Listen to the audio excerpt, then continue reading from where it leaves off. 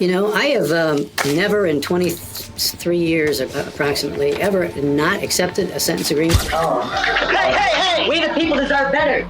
Imagine standing before a judge, facing the consequences of your actions. For many people, it's a sobering moment, but for others, it's an opportunity to defy authority and push boundaries. You won't believe the audacity of these 5 defendants who crossed the line in court, from insulting remarks to outrageous antics. They delivered some of the most jaw-dropping displays of disrespect ever recorded in a courtroom. But what drove these defendants to act in such a manner? At number 5 is Spencer Allen Boston, a 20-year-old from Lebanon, Tennessee. Spencer appeared in court in January 2020 to face charges of simple marijuana possession. His arrest stemmed from Tennessee's strict marijuana laws, and he chose to use his court appearance as an opportunity to voice his frustrations over these regulations. Mr. Boston, he said he wants to represent himself in this case. I told him today was just a arraignment. It's either guilty, not guilty that day. To which he responded, I just want to plead my case to the court. So he didn't want to talk to me after that, so that's why he started talking, son. Yes, sir. I think it's very unfair, the marijuana law here. I think we the people deserve better because marijuana is a very harmless drug, and it's been around for ages, since the 80s and 90s. During his hearing, Boston didn't just make a verbal plea for cannabis reform, he staged a dramatic protest. While addressing Judge Haywood Berry, he called for the legalization of marijuana. In the middle of his speech, he reached into his jacket, pulled out a marijuana joint, and in a shocking move lit it and began smoking it in front of the judge and courtroom. His actions were caught on video, and the courtroom briefly erupted in laughter and surprise. Hey! We the people deserve better! While his protest amused some in the gallery, the legal consequences were swift. Courtroom security officers immediately detained Boston after noticing the smell of marijuana spreading through the courtroom. His behavior resulted in an additional 10-day sentence for contempt of court imposed by the judge. Boston's original charge of marijuana possession remained, but now he faced an additional disorderly conduct charge for his brazen act. Up next, could anyone laugh at a life sentence? Well, it actually happened. Ranked at number 4 is Donta Wright. In 2016, at 17 years old, Wright participated in a robbery that led to the murder of 18-year-old Jordan Klee.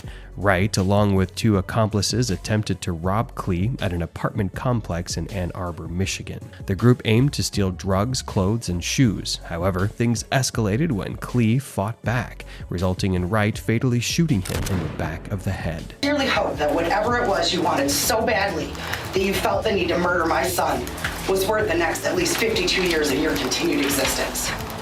You won't get the luxury of raising your child because you took mine away. To address the court. Oh, of course. Yes, sir. Mr. Wright, what would you like to say? I just want to tell y'all I'll be home soon, or I'll be Keon. I love my family. That's all you got to say.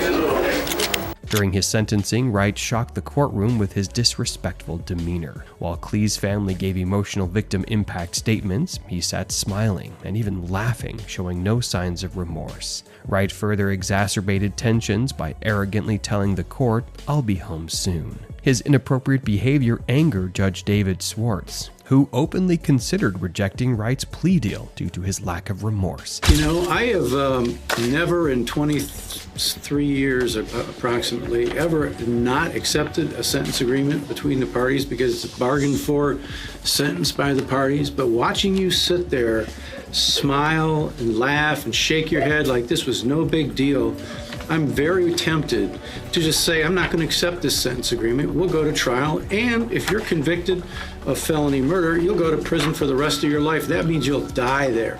That's what I'm tempted to do. The judge noted that if Wright were to be convicted of felony murder in a trial, he would face life in prison without parole. Despite the judge's frustration, the victim's family requested that the plea deal be upheld. They wanted to move on and were working on forgiving Wright. Their lawyer conveyed their desire for closure and for the agreed sentence to proceed. Wright was ultimately sentenced to 23 to 50 years in prison as part of his plea deal. Despite this, the judge expressed dissatisfaction with how lightly Wright appeared to take the situation. Your Honor, my client asked me to apologize to the court. His smiling was in no way meant as disrespectful either to the family to the victim or to this court. My client is 17 years old. He has some emotional problems and frankly was scared. And some people display fear by smiling. He really meant no disrespect. He does take this very seriously, and I think he does. Wright's lawyer attempted to explain his behavior by stating that Wright had emotional issues and that some people respond to fear by smiling. At number 3, Alan McCarty's conflict with the court stemmed from a family custody case. He believed the court had unfairly taken his children away. He's under oath from the start of the trial. No, I'm not. I'm not under oath. All right, raise your right hand. I'm going to swear you in. I'm not under oath. That's your bad finger. I didn't appreciate that. So you're going to threaten me like you did the other day? Threaten you to participate here? No, you threatened my life the other day. Leading him to escalate his frustrations into threats against a judge. In 2017, he made a 911 call in which he threatened to kill a judge. Yeah, I want to report a crime that's about to happen. What do you mean a crime that's about to happen? Yeah, there's about to be a crime that's going to happen if my kids don't come back to me, you stupid bitch. Because your stupid judges don't want to bring people to courtrooms. I got a gun pointed at your building. Sir, what is going on? Who the you calling, sir, you stupid bitch? Where's your judge warrant at? You gonna bring that bitch out in handcuffs and I'm gonna execute that son of a bitch right in the street. I'm letting you know I'm gonna shoot this bitch. You gonna give me my kids. Mistakenly thinking this judge had ruled against him. He felt wronged by the legal system, and this misguided belief fueled his aggressive behavior. Unconstitutionally, you all took my kids unrightfully. You won't allow my witnesses here. You won't allow my paperwork. Y'all took all my court paperwork.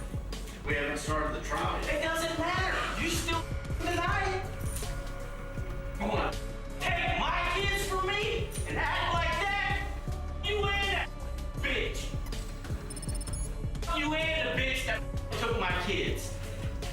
Holly, make sure you take down what I said. McCarty's behavior in court was both aggressive and disrespectful. During his sentencing, he hurled multiple insults at the judge. McCarty yelled, "What a bunch of effing lies, you stupid piece of," and continued directing a stream of profanities toward the judge and others in the courtroom. One particularly notable moment was when he made a crude suggestion to the judge. This led Judge Matt Foxman to remark, "McCarty offered me to perform an act upon you, which I politely declined and still do to this day." Unfortunately, he is not alone in such behavior. Let's move on to another case. At number 2 is William Demopoulos, who was on probation for several criminal charges, including criminal damage, unauthorized use of a motor vehicle, and obstructing official business. These offenses painted a picture of habitual misconduct, leading to his probation hearing in Berea, Ohio.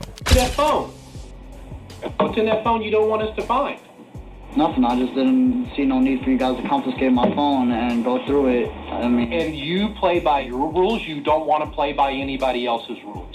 During the hearing, the judge asked Demopoulos to hand over his cell phone. He refused, arguing that there was no need for authorities to search through his phone. He expressed his frustration by declaring, "The system is so messed up," showcasing his discontent with the legal proceedings. Come here. Hey. Come here. no, man. No, man, this is not right, man. I'm telling you, it's not right. This system is so messed up. Stand there. If you're going to act up, give me an officer. Give me an officer. Please. No. It doesn't have to be like this. I'm right now thinking about charging you with resistance. Please, it doesn't have to be like this, John. Stand there and stand like a man. I can't do it. I'm sorry, I can't do it. Then you're going to go to jail today.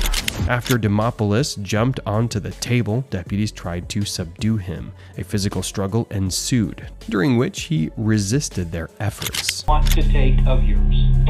If they want to search your phone, they search your phone. The problem is, you don't want to play by anybody's rules. You want to play by your own rules. It's not like that, Your Honor. Following the incident, Demopoulos' father revealed that his son suffered from intermittent explosive disorder and had been off his medication at the time of the courtroom incident. I know there's a problem. Man, he's kind of like a little captive. Yeah, he jumped. He's very athletic. Yeah. Maybe he should take his medication next time. At the top of the list and at number 1 is Sean Riker, who has a deeply troubling background involving multiple violent and criminal activities. Convicted of a series of bombings in Utah tonight, under arrest in Racine. Only on 12 News, a local woman explains what sparked a standoff between her husband and police. Good evening, I'm Toya Washington. And I'm Kathy Michaelby. Sean Riker moved to Wind Lake with his family a week ago. He's now in jail awaiting charges. His conviction includes charges of assault on a physical, reckless endangerment, and even bombings. His behavior escalated after moving his family to Wind Lake, where he had his stepdaughters and wife, instilling fear and suffering within his household.